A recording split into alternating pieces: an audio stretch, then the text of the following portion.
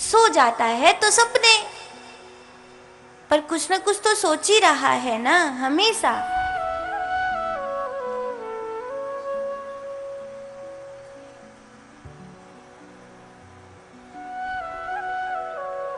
अगर नहीं सोच रहा होता तो सोचो 4 बजे आके कोई आगे जगह ढूंढता,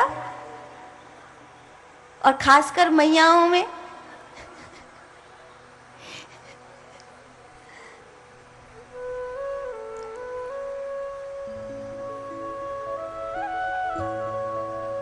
सकल भूमि गोपाल की भैया, जहां बैठो वहीं कथा का आनंद है।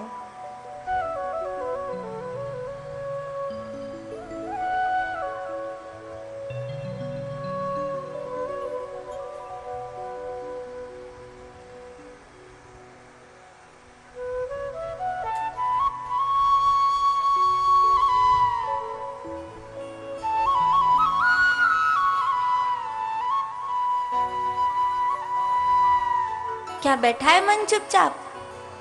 नहीं ना। ईमानदारी से बोलना,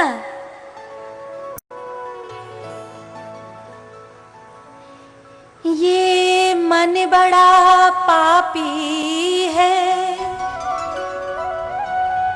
कैसे तेरा भजन करूं।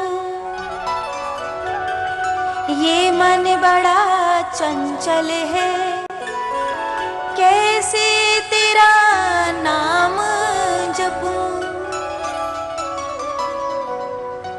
जितना इसे समझाऊं,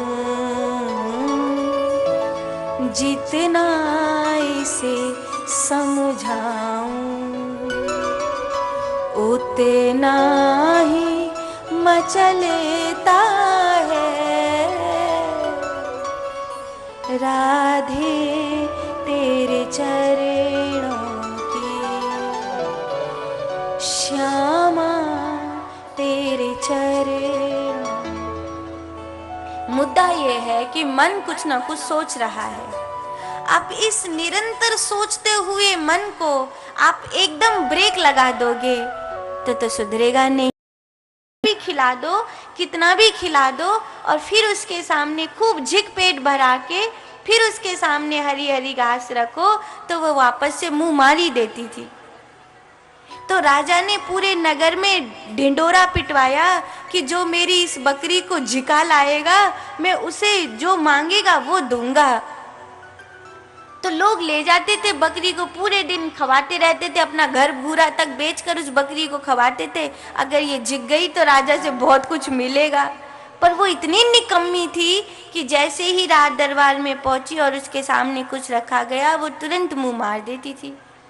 फिर एक दिन, और राजा का स्वभाव था कि वो कह देता था कि जो मेरी बकरी को झिका नहीं पाया और ले गया मेरी बकरी को, और बकरी झिक नहीं पाई तो उसको जेल में डाल दूंगा। तो फिर उसको जेल में जाना पड़ता था। तो आधे से ज़्यादा गांव जेल में चला गया था। फिर गांव में एक साधु बाबा आए, उनको पता चला कि गांव में ऐसी ऐसी दशा चल रही, आधे से ज़्यादा लोग जेल में पहुंच चुके हैं, तो भाई मैं भी देख आऊँ उस बकरी को, ऐसी महिमा क्या है उसकी।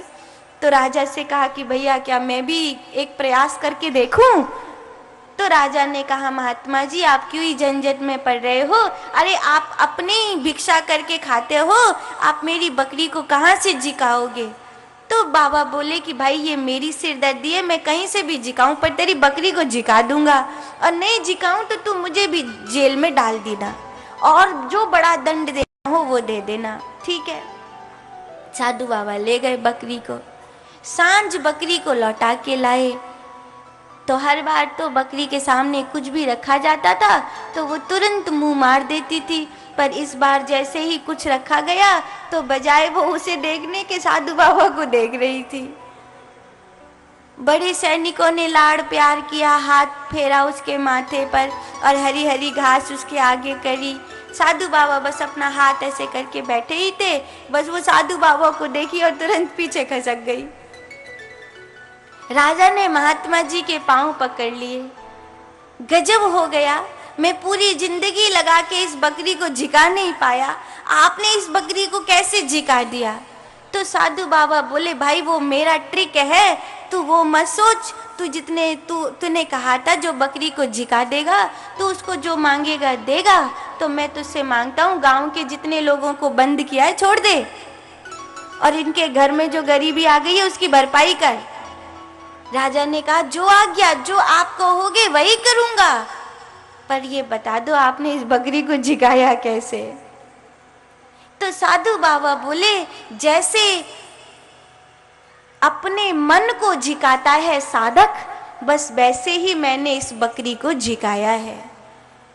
राजा तो और जिज्ञासु हो गया कि अब तो मुझे जानना ही जानना है कि आखिर इस बकरी को झिकाया कैसे गया।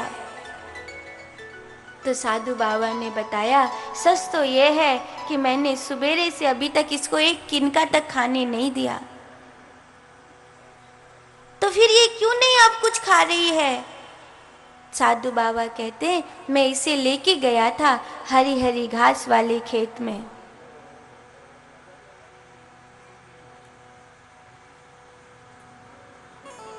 और जैसे ये घास की ओर मुंह मारती थी मैं एक थप्पड़ देता था, बेचारी पीछे हट जाती थी, फिर हिम्मत बढ़ा के जाती थी, फिर मैं एक थप्पड़ देता था, फिर पीछे हट जाती थी।